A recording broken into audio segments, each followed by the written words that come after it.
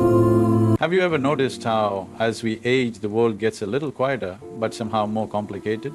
The phone rings less often, the invitations slow down, and suddenly it feels like time stretches differently. The kids are busy, the house feels emptier, and you start to wonder if your presence still holds the same weight it once did. But here's the truth that no one tells you. Growing older doesn't just make you wiser, it also makes you more vulnerable.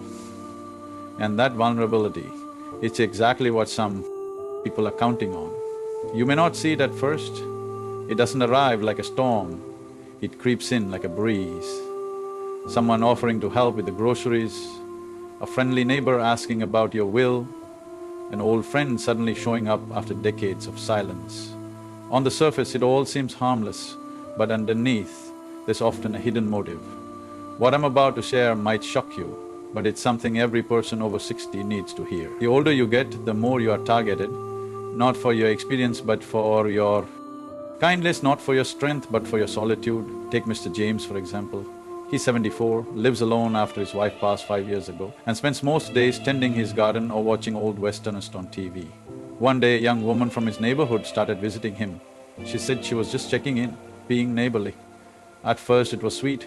She brought him cookies, helped him set up his new phone, even sat with him for afternoon chat. But a few months in, she began asking about money. Just little things. Can I borrow 20 for gas? Or could you help me out with this bill?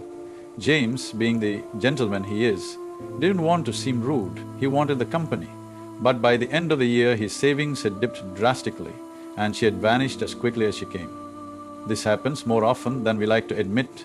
Older adults become targets, not because they're weak, but because they're open-hearted. They've spent a lifetime being the helper, the provider, the one others could count on, and now that same instinct to help, to say yes, to avoid conflict is being weaponized against them. There's also something deeper. As we get older, the fear of loneliness begins to speak louder. You might not even realize it, but there's this quiet ache inside, a longing for connection, for someone to talk to, for someone to just notice you're still here. That ache, it's powerful, and those with bad intentions can sense it like blood in the water. They know that if they offer just enough warmth, just enough attention, you might let your guard down, and once your guard drops, so does your protection. Another reason older adults get targeted is exhaustion, not just physically but emotionally. When you were younger, you had the stamina to argue, to stand up, to question things. Now it's different. You don't want to deal with confrontation, you rather keep the peace. So when someone pushes your boundaries, instead of pushing back, you might just nod, smile, and carry the weight quietly. But here's what you need to hear, be that. Costs your well-being is not peace, is silent suffering. And then there's technology. The world has moved so fast in the last 2 decades. Emails, text messages, online banking, scammers pretending to be from Medicare or your bank. It's overwhelming. You miss one detail, click the wrong link, trust the wrong caller, and suddenly your identity or your money is gone. They're not just targeting you because you're old, they're targeting you because they assume you won't know how to fight back. Think about it, you've lived through wars, recessions, raising kids, losing loved ones, and somehow people still treat you like you're easy prey. It's insulting, but it's also dangerous. Because if you don't recognize these patterns, if you don't speak up, you risk becoming part of a very silent epidemic, elderly exploitation. And it's not just about money, it's about your time, your energy, your trust. Margaret, an 81-year-old widow, once told me how her nephew started visiting her after years of no contact. He said he missed her, that he wanted to reconnect. She was thrilled, family's everything, right? But soon he started bringing his laundry over. Then he was asking to borrow her car. Then it was cash. She said yes at first because she wanted to believe in his love. But deep down she knew she was being used. She just didn't want to admit it. This is the trap. We think if we just give a little more, they'll stay. If we say yes, they'll love us more. But here's what you must remember. The people who truly care about you will never manipulate your kindness. They won't make you feel guilty for saying no. They won't disappear when you draw a boundary. Anyone who only loves you when you're giving them something isn't loving you, they're using you. And that's the truth that shocks so many people in their later years. After a life of giving, you suddenly realize that not everyone deserves access to your heart. And yes, that realization hurts. It feels like betrayal, but it's also a wake-up call. Because the older you get, the more you have to protect, not just your money or your home, but your peace, your health, your emotional balance. The truth is, this phase of life is supposed to be your time to rest, to reflect, to enjoy the years you've earned. But that can't happen if you're surrounded by people who drain you. So before we move forward, I want you to ask yourself something. Have I allowed anyone into my life just because I was afraid to be alone? Have I said yes when I wanted to say no? Have I mistaken manipulation for love? If the answer is yes, even just once, it's okay, you're not weak, you're human, and you're not alone. So many good, kind-hearted people fall into the same pattern. But the good news is, once you see it, you can stop it, you can change it. And in the next part, we're going to talk about exactly how that kindness, your beautiful, generous spirit, can become dangerous when used the wrong way. Because being friendly is a gift, but only when it's given to the right people. Let's talk honestly now, because this might hit a little close to home. There's a reason people say that older folks are some of the kindest souls you'll ever meet. Decades of life teach you patience, loss teaches you compassion, hardships give you a softer tone. You don't interrupt anymore, you listen more, you've learned how to let go of petty things. And while that kindness is beautiful, it also comes with a hidden cost if it's not guarded. Because sometimes being too friendly opens the door to the very people who will hurt you. It's not that you're naive, you've lived long enough to see the good and bad in people. But there's something about old age that makes you want to keep the peace.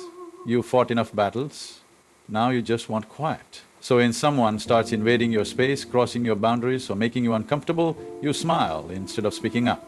You say, it's okay, even when it's not. And over time, that friendliness, so warm, so welcoming, turns into a trap. There's a big difference between kindness and openness. Kindness is controlled, thoughtful, discerning. Openness, when left unchecked, can be dangerous, especially in this season of life. People assume that because you're smiling, you're agreeing, they think your silence is a yes. And when you don't push back, they assume they've got the green light to take more. You'd be surprised how quickly manipulation can disguise itself as kindness. A neighbor who starts dropping by a little too often, a caregiver who shares personal problems with you to get sympathy, a family member who makes you feel guilty for setting a limit. They don't start by asking for big things, they start small, just enough to see if you'll allow it, just enough to test how much of yourself you will give before you realize they are not here for you. They are here for what you can offer. Let me tell you about Helen. She is 79, bright, witty, and one of those people who always bakes extra just in case someone visits. Her warmth is legendary in her retirement community. But lately, she's been tired. Not physically, emotionally. She told me, I've never said no to anyone in my life, but now I'm drained all the time. Turns out her apartment had turned into a drop-in center. People would come for coffee, advice, to vent, to ask for small favors, and she felt like she couldn't refuse. But no one ever asked her how she was doing. No one noticed when her fridge was empty. They came for her cookies, not her company. She wasn't a friend to them, she was a free service. That's the quiet danger of being too open in old age. Your heart stays big, but your energy gets smaller, you don't bounce back like you used to. One emotional drain can knock you out. There's days, and yet we don't talk about this enough. We talk about elder fraud, phone scams, identity theft. But the real damage, it often starts with people you know, people who claim to love you, people who just need a little help. And because you're generous, you give it. Here's the catch. When you say yes out of fear, fear of conflict, fear of being alone, fear of seeming unkind, it's not kindness anymore, it's surrender. And the truth is, many older adults aren't being too nice, they're just afraid. Afraid to be misunderstood, afraid of confrontation, afraid of saying no and losing someone's company. But let me ask you this, what good is a company if it leaves you empty? What good is a conversation that exhausts your spirit? If every visit ends with you feeling used instead of uplifted, what are you really gaining? Too many people confuse friendliness with goodness, but not everyone who smiles at you has good intentions. Not everyone who brings you a gift deserves access to your trust. Some people have mastered the art of manipulation. They know how to flatter, they know how to make you feel needed. And once they found your weak spot, your loneliness, your guilt, your generous nature, they don't let go easily. They'll call it just asking for help. They'll say, "You're the only one I can talk to." They'll frame it like you're doing a noble thing. But listen closely, if someone always leaves with something and never brings anything back, not even peace, they are not your friend, they are a taker. And takers don't stop unless you stop them. This is where boundaries come in, not to shove people out but to protect your heart. You are allowed to say no. You are allowed to turn off your phone. You are allowed to close your door and rest. You do not have to answer every call, you do not have to accept every invitation, and you certainly don't owe anyone your time just because you've known them longest, are the ones who take you for granted the most. And if someone makes you feel guilty for setting a boundary, ask yourself, what are they really upset about? That they lost access to your kindness or that they lost control over it? There's a big difference. Real friends respect your space, real loved ones understand your limits. They won't guilt you, rush you or demand from you. They'll check in, not check up. They'll ask how you're feeling, not just what you can do for them. And if you don't have those people in your life yet, don't worry, they exist. But sometimes you have to clear out the wrong crowd before the right ones show up. You've spent your whole life helping others, raising kids, building careers, caring for family, giving and giving. Now, in these years that are supposed to be peaceful, you deserve to be surrounded by people who pour into you, who brings warmth instead of weight, who gives you energy, not takes it away. So take a moment and ask yourself, who in your life is filling you up and who is slowly draining you? Because in the next part we're going to talk about what it really means to draw a line, not to be harsh but to survive, because boundaries in old age aren't just smart, they're sacred. Let's be honest, saying no has never been easy, especially when you spend a lifetime being the dependable one, the one person people could always call, the one who stayed late, helped out, gave more, even when no one asked how you were doing. But now in this stage of life, it's time to flip the script, because here is something no one ever taught us growing up. Boundaries aren't rude, they're survival. You are not being selfish by protecting your time, you're not being cold for needing quiet, you're not being dramatic because you don't want to pick up every phone call or have people dropping by unannounced. That's not you changing for the worse, that's you finally realizing that your well-being matters just as much as anyone else's. And yet, so many people in their 60s, 7s and 80s still feel guilty for drawing a line. Why? Because we were raised in a world that praised selflessness, even if it meant self-neglect. We were taught to be nice, to avoid confrontation, to keep the peace. But what no one told us is that being nice, without boundaries, invites the wrong people to walk all over us. Think of your energy like a bank account.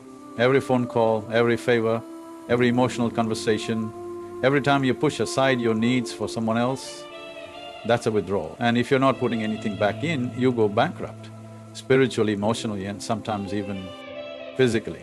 That fatigue you feel, that heavy feeling after certain visits or interactions, that's not age, that's exhaustion from carrying too many people who don't carry you back. Let's talk about Dorothy. She's 76, retired from nursing, living with her dog Toby in a small house she paid off years ago.